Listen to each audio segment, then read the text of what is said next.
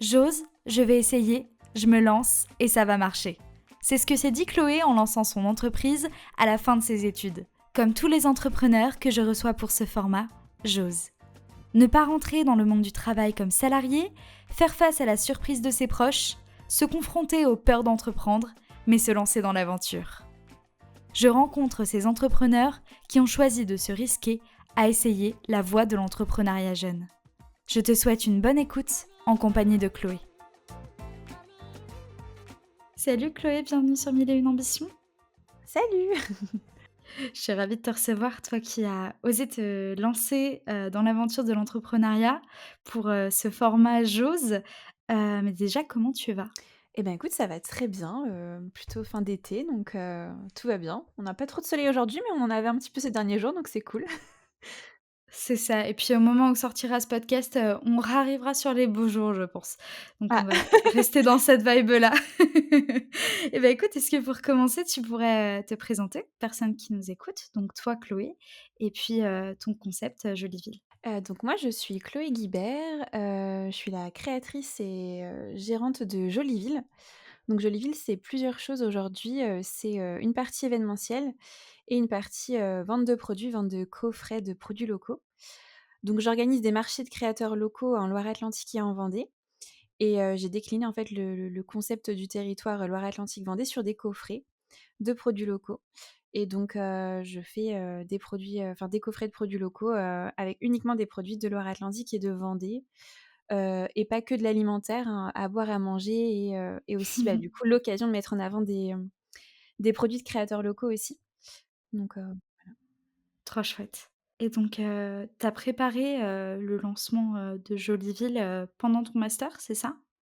Oui, donc oui, du coup, j'ai 27 ans et j'ai, créé Joliville en 2021, septembre Mmh. 2021. Enfin, du coup, ça faisait déjà, quelques mois que je travaillais sur le projet. Ouais, En fait, j'ai été accompagnée par l'organisme Pépite pendant mon ouais, master qui m'a permis de, bah, voilà, de partir du stade de l'idée, du projet à, tout de suite, commencer à imaginer, bah, un vrai business plan, comment imaginer son bien marché sûr. et cetera. Et à la base de la base, moi, j'étais vraiment partie que sur les coffrets, alors que pourtant j'étais en master événementiel. Comme quoi, tout se rejoint, sur la durée, mais du coup, oui, j'étais vraiment partie sur les coffrets, parce que, du coup, Covid, donc Ouais, envie de mettre en avant les acteurs locaux de mon territoire carrément. et puis, ben, j'ai travaillé sur ce projet. J'ai eu la chance, en fait, d'obtenir, une sorte de petite enfin, ouais, de stage. En fait, je pouvais faire mon stage, pour moi, pour mon projet d'entreprise. Trop bien. Alors que souvent en fin de master, on a un gros stage de 6 mois, Oui, bien sûr. et grâce à Pépite, en fait, j'ai pu faire mon stage de 6 mois pour moi. Ça m'a permis de me dire: «Bah, voilà, je monte mon projet, tranquillement, je suis encore en Trop cool. master, je rédige quand même mon mémoire de fin d'études en parallèle», ce qui n'est pas, des moindres. Oh non. Heu et du coup, oui, effectivement, j'ai, rendu mon mémoire, je faisais ma soutenance de fin de mémoire, fin de master, en septembre et je lançais mon petit projet, Joliville, sur Ulule, du coup en campagne, de financement participatif. Donc voilà. Et qu'est-ce qui t'a donné envie, à cette période-là, de te lancer dans l'entrepreneuriat? Alors, moi, mon gros déclic, je pense que j'ai toujours eu cette, fibre de me dire qu'à un moment donné, j'aimerais entreprendre. Ouais, Ça a commencé plutôt dans le cadre de l'associatif au début, pas tant dans les études, ou OK, ma carrière pro. Depuis très jeune, depuis mes 13 ans, je suis dans des assos et j'ai toujours été moi, je suis très, très vite arrivée, même j'étais même pas encore majeure ou si mmh. peut-être, je sais plus. Non, je crois pas. Non, non, j'étais pas majeure et je faisais partie du bureau, des jeunes de ma commune et cetera Trop et assez chouette. vite avec des copains, on a monté notre festival aussi avec une asso. Enfin, je me suis très vite engagée dans l'associatif et du coup dans le milieu culturel. Ouais, Et puis, ben, je me suis dit: «J'aime trop monter des projets de A à Z, tout imaginer». Enfin, je trouve ça vraiment hyper, boostant et puis le gros déclic, il est vraiment arrivé à ma fin de bac+3 où en OK, fait on avait un projet, de fin d'études où on devait créer sa sorte de marque à soi. Moi, Chloé OK. Guibert, demain, je suis une marque, comment je me vends sur le marché. Donc après chacun, partait un peu dans son délire, voilà, ce qu'il avait envie de créer et moi je suis partie à l'époque avant Joliville, j'avais un blog qui s'appelait Le Boudoir de Chloé où, j'avais OK. une petite communauté qui était vraiment, enfin voilà, petite communauté mais, c'était trop cool. Enfin je mettais plein en avant plein de produits locaux, je partageais toutes les brasseries locales que j'aimais beaucoup, tout ce qu'il y avait à manger dans le coin. Enfin voilà, j'aimais bien faire des trucs un peu sympas et toute la culture, musicale aussi. Et j'avais ce blog-là et en fait, sur ce projet d'études, je l'ai vraiment décliné comme ça et à la fin Carrément. de cette année-là de bac+3, je suis arrivée à mon oral, j'ai présenté le Beaux-Arts de Chloé en disant: «Demain, ça, c'est une marque», sans pas du tout parler de Jolyville, rien du tout, hein, ça existait même pas, c'était vraiment pas du tout encore une idée de Ouais. coffret ou quoi que ce soit et en fait, à la fin de cet oral, un des membres du jury m'a dit: «Mais pourquoi vous montez pas votre boîte?» Et j'ai dit: «Bah, parce que je suis en bac+3, que j'ai prévu de faire un master, que c'est pas du tout j'y avais même pas pensé, quoi». Il me dit: «Non» Ouais, et puis, bah, c'est là qu'il me dit: «Mais parce que là, vous avez un vrai projet, je pense que vous pouvez en faire quelque chose. Je vous dis ça, mais après vous faites ce que vous voulez, mais voilà, quoi». Donc j'étais un peu sortie de mon oral en mode, «Bah, merde, il y a un gars, il a vu un truc que moi j'avais pas forcément vu». Et cet homme-là, du coup, je l'ai recontacté, dans l'été et puis, on avait échangé, dans l'été avant que justement, je commence un petit peu à réfléchir à ce projet-là. En fait, j'ai vraiment cogité pendant les 2-3 semaines après en me disant: «Mais je ouais, pense qu'il y a vraiment quelque chose à faire» et j'ai été prise du coup dans mon master donc je me suis dit: «Bon, on va déjà partir en master, on verra bien, ce que ça donne» bien sûr. et puis en fait, assez vite, je suis partie en master. Je me suis dit: «Ah, mais en fait, j'ai un peu de temps, oui, OK, j'ai mon mémoire à rédiger, mais ça va, je pense que je peux y arriver». Donc j'ai commencé à bosser sur mon projet pendant les Trop 2 années bien. de master. Voilà. Et alors, comment ça s'est passé ce lancement au départ? Bah, du coup, mon lancement Ulule s'est plutôt bien passé parce que, je sais plus j'ai plus, les pourcentages exacts en tête, mais je crois que j'avais fait 108 sur ma campagne Ulule. Donc, j'avais Pas mal? financé mon projet, trop bien, en sachant que là, c'est que de la vente de produits donc, c'est quand même, comment dire? C'est moins rentable que de la présa, Oui, bien sûr. parce que du coup, tu as toujours l'achat de tes produits à la base. Oui, et puis il y Donc, a de l'investissement à prendre en compte aussi, c'est ça, j'avais, bah, du coup, par rapport à mon coffret qui est toujours illustré par un illustrateur local, bah, j'avais ce coût-là, bah, j'avais le coût du packaging, de base, l'achat des produits et puis bien l'achat de sûr. tous les petits, trucs tout bêtes, les cartes de visite, enfin voilà, quand on se lance dans son entreprise, quoi. Oh oui. Donc mais du coup, ouais, ça plus ça faisait que oui, effectivement, pour un lancement, c'était super chouette, j'étais trop contente, mais ça allait pas me faire vivre du tout Ouais. et j'avais j'ai eu la chance aussi d'avoir fait 3 ans, du coup, en alternance. Donc mon master, je l'ai fait dans le public, donc là, j'avais pu, enfin, je «cotisais plus» entre guillemets pour potentiellement avoir, Pôle emploi. Mais par Mmh. contre, avec Pépite, c'est le seul organisme en France où tu peux toucher le chômage pendant que tu es en études. OK. Et ça, c'est un truc, on te le dit pas et du parce que moi, ma première réflexion, ça a été: «OK, pendant mes études, je suis prête à bosser sur mon projet. Par contre, je peux pas accumuler un job étudiant non plus à côté pour payer mes études. Bah, bien sûr. Donc comment je m'organise?» Et c'est là que j'étais allée toquer chez Pépite et qu'ils m'ont dit: «Bah, tu fais un statut particulier, c'est statut, étudiant entrepreneur et tu peux toucher le chômage et tout». Donc en fait, assez vite, mi 1 année de master, bah, je me suis mis au chômage en me disant: «Bah, je vais bosser là-dessus». Enfin, Ouais. les moments de stage où je suis sur mon projet là, les fameux, temps où, Oui, oui, d'autres oui. étaient en stage, bah, moi je me suis dit: «Je vais me mettre comme si j'étais au chômage, quoi». Et C'est ça trop bien. marche et c'est la seule, enfin, c'est la seule option, quand tu es étudiant pour toucher le chômage, pendant tes études, Mais quoi. j'en reviens à ce que je disais, dans certains épisodes, avec d'autres personnes, mais enfin, comment ça se fait qu'on soit pas au courant de ces choses-là? C'est quand même fou parce que ça aiderait tellement d'étudiants à se lancer, mine de rien, je pense à moi qui ai sorti une BD, pendant, mes dernières années de licence.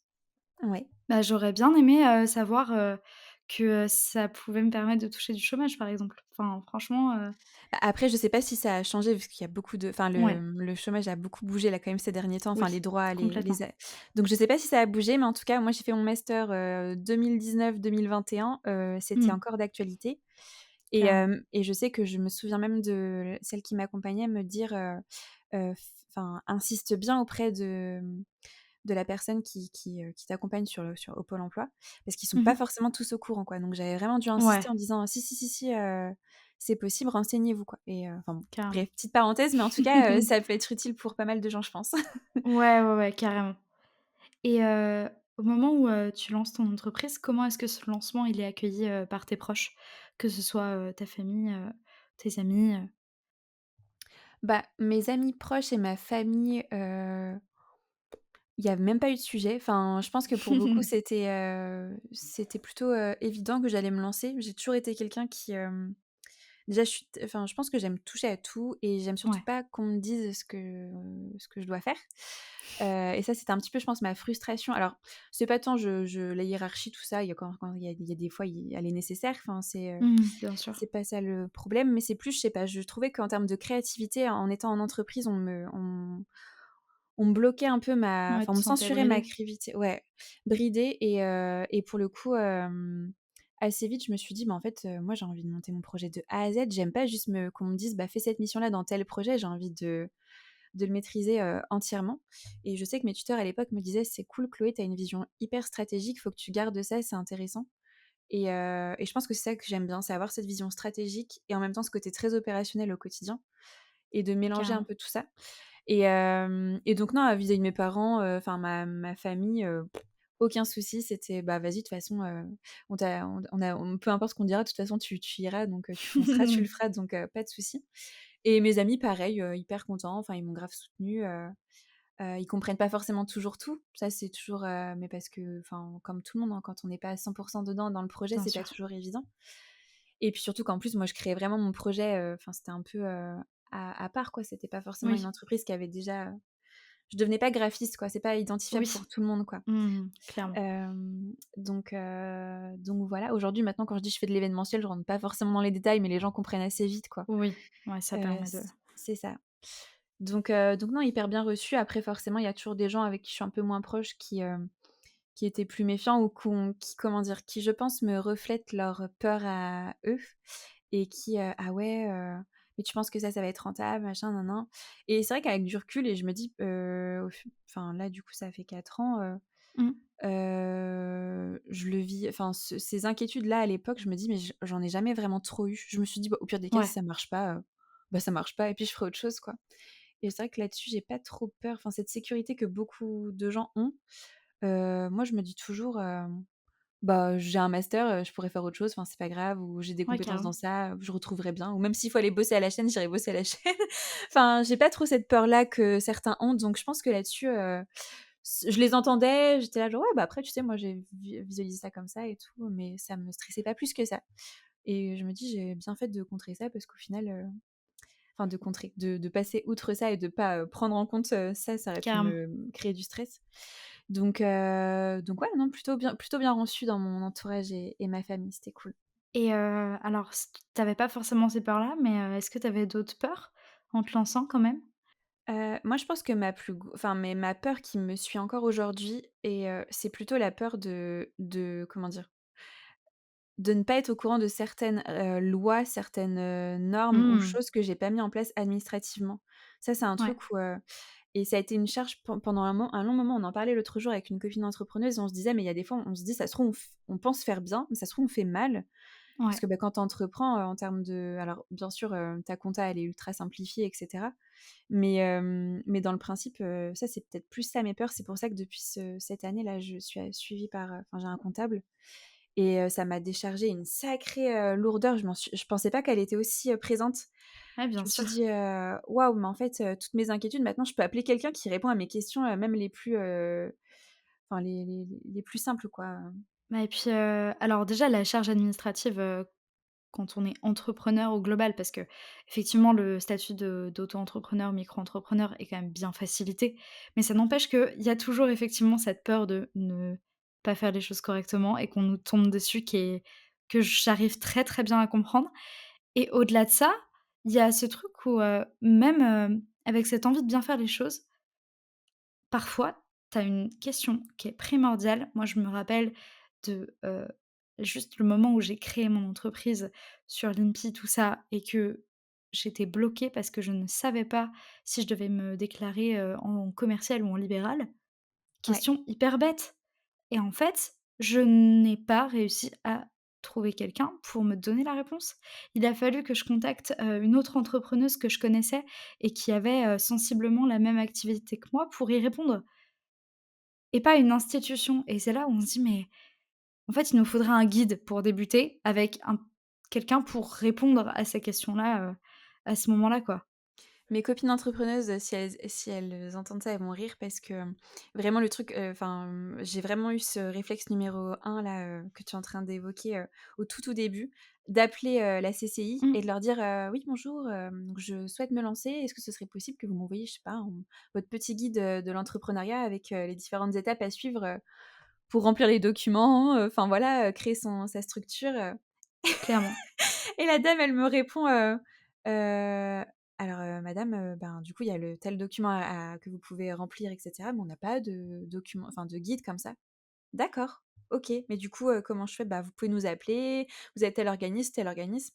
Enfin, c'est hyper chiant, je vais passer mon temps à vous contacter alors que si vous aviez un guide, vous me le donnez, je suis les étapes, Mais ah ça clairement, ça et non, ça n'existe pas. Ça, c'est bien dommage et en plus, tout le monde n'a pas forcément toujours le même discours, c'est pas très clair, il y a des termes différents, enfin, ne serait-ce qu'en termes de statut, bien entre, sûr. le statut fiscal et le statut, bah, d'entreprise classique. Enfin, il y a toujours, c'est assez, Il y a toujours 40 000 questions à se poser, et qu'on ne serait-ce oublie. que Moi, le je terme, ouais! micro-entrepreneur, entrepreneur, Entrepreneur auto-entrepreneur. individuel Ouais, c'est ça.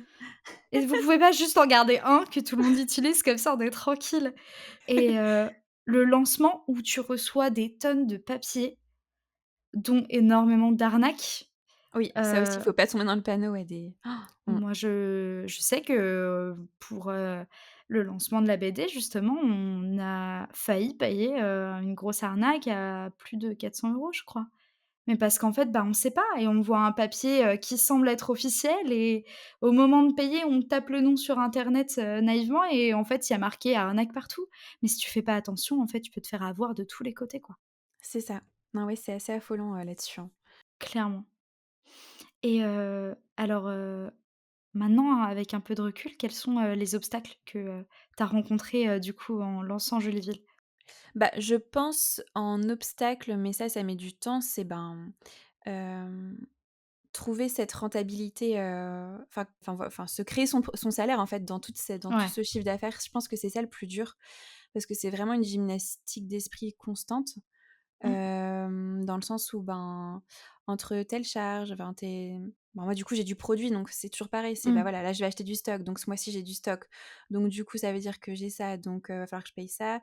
Mon chiffre d'affaires, enfin, je pense que et je continue de m'améliorer tout le temps encore aujourd'hui, hein. Je sais que, enfin, voilà, j'ai peut-être pas les bons termes entre, ouais, le chiffre d'affaires réel, ça, c'est une vraie réalité, hein. C'est pas parce que tu fais, 400 000 € de chiffre d'affaires que tu as 400 000 € qui est sur ton compte en banque. Absolument pas! On aimerait bien. Enfin, ce serait une super idée, mais pas du tout. C'est pour ça que moi souvent je dis, le chiffre d'affaires, enfin quand on parle, vraiment chiffres entre amies entrepreneuses, généralement c'est plutôt, bah, combien tu te verses, c'est quoi ton salaire en ce moment, Ouais. quoi. Enfin, on Qu'est-ce raisonne que tu plus as comme réussi à te ça. verser ce mois-ci? Ouais. Mmh. Ouais, ouais, ouais et du coup, bah, pour le coup, ouais, je pense que c'est peut-être ça, mes différents obstacles, c'est petit à petit se dire: «Bon, bah, voilà, OK, maintenant je commence». Au début, c'était: «Bon, mon chiffre d'affaires, il est un peu bancal, il est un peu instable, un mois c'est super, le mois d'après c'est pas terrible». J'arrive pas encore à vivre là-dessus ou alors je vis qu'à moitié là-dessus, parce que du coup je avec mon pôle emploi, ça faisait que j'arrivais à plutôt bien m'équilibrer, au début comme ça et puis, bah, il a fallu que j'anticipe le côté où j'allais plus avoir pôle emploi à un moment donné, donc il faut faire Bien grossir sûr. l'activité et pour le coup, ouais, je pense que c'est ça, l'obstacle le plus difficile en tout cas, parce qu'après il y a toujours des questions de oui, moi je pense à mes packaging et trouver les fournisseurs, ah, je dirais aussi, ouais, se créer son propre réseau aussi, ça prend Mmh. énormément de temps, très clairement. Mais après, je pense que, comment dire?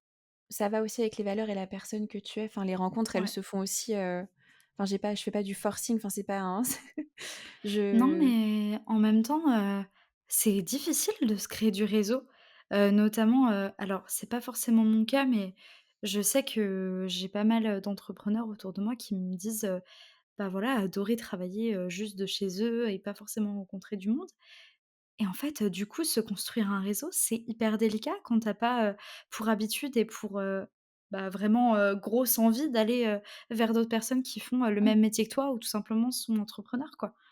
Ouais, ouais, je suis assez d'accord quand même aussi parce que ça demande de sortir de sa zone de confort. Mmh. Non, non, Carrément. carrément. Carrément, c'est pas du tout évident, mais je pense qu'à un moment donné, quand tu es passionné dans ton projet, parce qu'entreprendre, à un moment donné, il faut que ce soit aussi dans tes tripes, hein. Enfin, Ouais, tu on est tu peux d'accord. enfin, c'est avec du temps où, bah, il y a des fois, il y en a, ils vont te proposer d'aller boire un verre en fin de journée. Bah, toi, non, tu faut que tu bosses parce que tu es dans la construction de ton projet. Tu es dans tes Mmh. premières années, sans parler de sacrifices et de faire des semaines de dingo, hein. Moi, l'idée, c'est pas je vois pas du tout l'entrepreneuriat Non, comme bien ça. sûr. Mais dans le principe, tu sais que tu des périodes de sacrifice où, voilà, c'est normal. Mais en tout cas, pour finir sur le réseau, ouais, c'est super, super important et ça prend du temps et il Mmh. faut que ça nous reflète nous et c'est vrai que, bah, là, en tout cas, après, ce n'est que mon ressenti et que mon quotidien aussi, moi, Chloé, en tant que gérante de Jolie mais je suis hyper contente de voir, aujourd'hui, après 4 ans, les fournisseurs qui m'entourent, les copains, copines entrepreneurs qui Ouais, bien sûr. m'entourent et de me dire que c'est tous ces gens-là, en fait, c'est un peu mes amis entrepreneurs, enfin ma petite famille d'entrepreneurs et on partage les mêmes valeurs et je me dis, je pense que ça, c'est la chose que je souhaitais le plus, c'était me sentir bien dans mon petit monde, en me disant: «Bah, je bosse Carrément. qu'avec des gens qui sont dans les mêmes vibes que moi» et pour le coup, c'est ça, donc c'est très cool. Bah et puis, c'est, quelque chose qui est, je pense l'un des meilleurs avantages de l'entrepreneuriat, c'est qu'en fait, tu choisis avec qui tu travailles. Tu choisis à la fois tes clients, tes collaborateurs, ton entourage entrepreneurial et c'est, bah, le l'un des meilleurs avantages, d'être auto-entrepreneur parce que tu as pas, forcément, des collègues qui vont être imposés alors que, vous avez aucun point commun et que vous savez que vous arriverez pas à travailler ensemble. C'est ça. Bah, je me suis toujours un peu dit, je sais que ça enfin, il y en a pas mal qui disent ça, mais pour le coup, moi, je fais vraiment gaffe à ça. Je me dis quand je sympathise avec un fournisseur ou un Ouais, producteur ou un créateur et cetera, ou enfin même via, des réseaux, je me dis toujours: «Est-ce que j'ai envie d'aller boire un verre avec lui après ou de manger avec lui carrément. par la suite, quoi?» et généralement, je me dis: «Bon, si ça matche pas, bon, c'était une discussion cordiale, voilà, après, tout le monde est humain, on n'est pas fait pour s'entendre avec tout le monde». Bien Mais dans le sûr. principe, j'essaie quand même de me dire: «Non, j'ai envie de m'entourer avec des gens au quotidien qui raisonnent, un peu pareil que moi ou du moins qui ont les mêmes valeurs, quoi». Et avec du recul, quel, conseil tu aurais envie de donner, à la Chloé qui était, sur le point de lancer Jolie Ville? Je pense que je lui dirais, bah, ne néglige jamais chaque petite rencontre parce que chaque petite rencontre, tu peux les recroiser à tout moment. Enfin, à tout moment dans d'autres projets et ça va t'ouvrir d'autres portes et je pense que j'ai toujours été même dans mes études, beaucoup de respect pour les enseignants, les formateurs et cetera. Je me disais: «Mais c'est des gens, ils ont leur entreprise pour la plupart, ils sont dans le milieu» et je me souviens d'observer et de revoir, des gens qui étaient dans ma classe, qui avaient pas cette posture-là, qui avaient encore cette posture très, élève, prof Ouais, et je sais que moi, assez vite, j'ai toujours eu cette posture de me dire: «Mais demain, ça se trouve, c'est des gens avec qui je vais bosser. Demain, ça se ouais, trouve, c'est des gens que je vais recroiser» et d'ailleurs, la preuve, c'est qu'un de mes anciens formateurs de BTS première année, c'est maintenant un ami. On s'échange, régulièrement, des SMS sur nos entreprises. Alors trop qu'il m'a chouette. connue, j'étais, juste un simple étudiante, Ouais, toute bien sûr. petite qui sortait de bac, quoi et je pense que, ouais, toujours avoir une posture un peu professionnelle. Alors oui, c'est puis encore plus, j'ai envie de dire, quand on est entrepreneur parce que malheureusement ou heureusement, je sais pas, ça dépend des fois, on est notre, image, enfin, c'est nous Ouais, les la ma enfin, c'est nous l'entreprise. On c'est tout le temps nous, quoi, Jolyville, c'est Chloé, enfin, peut-être que demain ce sera d'autres personnes, mais ça restera toujours moi à la tête bien sûr. et je pense que ça, il faut pas le négliger et j'ai plein de preuves, hein, des rencontres qui se sont faites de manière, complètement, enfin pas vraiment Ouais, par le hasard, parce que je pense pas qu'il y a trop de hasard, mais voilà, ça s'est fait comme ça et aujourd'hui, c'est grâce à certaines rencontres que j'ai des projets qui sont nés après parce qu'un tel m'a recommandé et du coup, voilà, on s'est rencontrés. Enfin et carrément. un bon réseau créera de nouvelles belles rencontres. Enfin, je crois un peu en ça aussi, quoi. Je me dis, Ouais. Bah, ça fait un cercle vertueux forcément. Surtout quand en plus, c'est des personnes avec lesquelles tu te sens aligné. Forcément, ça va attirer d'autres personnes avec lesquelles tu vas te sentir aligné et ça va créer un vrai cercle vertueux pour, t'ouvrir vers de nouvelles personnes. ouais. Donc ouais, j'aurais dit ça à la petite Chloé, j'aurais dit, tu enfin et ça, garde ça en tête et crée encore plus de liens avec plein de gens avec qui, tu as peut-être moins créé de liens à l'époque, mais tu les trouvais super cool, mais parce que tu étais plus jeune, plus timide, tu Ouais, osais peut-être moins, alors bien que ça aurait sûr, pu mener à encore plein d'autres choses, tu vois? Donc ose et carrément. n'aie pas peur, quoi. C'est pas mal comme, mot de la fin. Eh bien écoute, je vais te poser la question signature du podcast, Chloé. Qu'est-ce que tu aurais envie de répondre aux personnes qui estiment, aujourd'hui qu'il vaut mieux commencer par, devenir salarié avant de se lancer dans l'entrepreneuriat? Ah ah! Bah, du coup, c'est pas trop mon cas. Heu, mais pas forcément, pas du tout même. Tout dépend, tout dépend le projet qu'on a, je pense, ça dépend, il y a tellement de profils, enfin, je pense qu'on est tellement, des individus tellement ultra différents. Je dis beaucoup tellement, désolée, mais pour le coup, on est tellement tous différents Ouais, que du coup, c'est aussi ça la force, je trouve, de tout le monde, quoi. De pouvoir, il y en a qui ont fait des études, d'autres qui en ont pas faites. Il y en a qui vont se lancer alors que, ils ont 18 ans. Il y en a d'autres qui se lanceront qu'à 50. Il y en a qui feront un mi-temps toute leur vie parce qu'ils ont envie d'avoir les 2. mmh, Je Non, franchement, le salariat, c'est pas une obligation du tout, avant de se lancer dans l'entrepreneuriat. Enfin, moi, je crois pas du tout en ça. Surtout si tu n'y vois aucun intérêt, il y a aucune raison que, tu passes par là si tu en as pas envie. Enfin, faut faire ce qu'on a envie de faire et il faut faire, enfin, c'est à chacun de nous de créer sa propre, carrière et comment on la visualise et ça veut pas dire que c'est parce que tu commences et à l'inverse, que tu commences par l'entrepreneuriat que tu iras pas dans le salariat à un moment donné. On sait carrément. pas. Mais il y a Donc pas de parcours prédéfini de toute manière. Le but, c'est c'est de ça. faire ce qu'on a envie de faire et de tracer et puis, d'oser, c'est pas pour rien que ce podcast s'appelle comme ça, mais l'idée, c'est d'oser faire, ce dont on a envie de faire et d'essayer et puis, au pire, on reviendra, dans l'autre sens, que ce soit de l'entrepreneuriat vers le salariat ou du salariat vers l'entrepreneuriat, si c'est, ce qui est le plus pertinent à ce moment-là de notre vie et de notre carrière et Ouais, je pense que le principal, c'est juste d'aimer ce qu'on fait et de le faire, avec le cœur et de le faire bien et de se dire que, voilà, on est satisfait à la fin de sa journée et aussi que le travail, alors je dis ça alors que pourtant je pense que je fais enfin que je travaille de manière conséquente, mais c'est normal, c'est les premières années aussi d'entreprise, mais moi j'ai pas ma vision d'entreprise à me dire que je vais trimer toute ma vie, comme je peux le faire, comme j'ai pu le faire ces dernières années, comme je le fais bien encore sûr, en ce moment. Je me dis: «Il faut juste s'équilibrer» et oui, il y a des moments de sacrifice, mais pour être plus tranquille plus tard, pour pouvoir aussi accorder plus de perso plus tard. bien sûr, Enfin, je pense on est dans un changement de vision de l'entrepreneuriat, hein. On n'est plus sur, «Ah toi, t'as fait que 55 heures la semaine dernière. Oh là là, honte à toi». ah bah, clairement On n'est pas, plus on sur fait ces plus ça. schémas-là Non, du et tout, tant mieux. surtout pas. Et ouais, moi je pense qu'il faut être juste heureux et avoir un équilibre avec tout ce qui nous entoure, quoi. Le pro, le perso, avoir des passions, savoir s'aérer l'esprit, prendre des pauses, se Trouver un ressourcer. équilibre dans tout ça. Ouais, c'est ça. Donc et si tu envie et ton équilibre, c'est de faire, du salariat, après de l'entrepreneuriat ou de faire que du salariat ou entreprendre toute ta vie et faire, 18 projets toute ta vie, ben fais-les! Carrément. Eh bien, écoute, est-ce que tu voudrais ajouter quelque chose, Chloé? Ben, non, pas spécialement, mais merci beaucoup, Maëlle de m'avoir invitée. Merci à toi. Je suis très contente, que tu sois venue te confier à mon micro aujourd'hui. Puis, bah, écoute, on te souhaite beaucoup de réussite, de vendre, Merci, plein de coffrets et puis, de continuer à mettre en avant de super acteurs locaux. merci. Et puis, on se retrouve, sur un marché. On se dit à bientôt. Ouais, carrément, avec plaisir. Salut! Salut. Si cet épisode t'a plu, je t'invite à t'abonner au podcast et lui laisser une note sur ton application préférée. Tu retrouveras dans le format JOS les paroles de ceux qui ont osé se lancer dans l'aventure de l'entrepreneuriat dès le départ. Des témoignages forts à découvrir sur 1001 ambitions. Et si tu veux suivre en direct l'actualité du podcast, tu peux me rejoindre sur Instagram. Je te remercie pour ton écoute et on se donne rendez-vous le mois prochain pour un nouvel épisode de JOS par 1001 ambitions.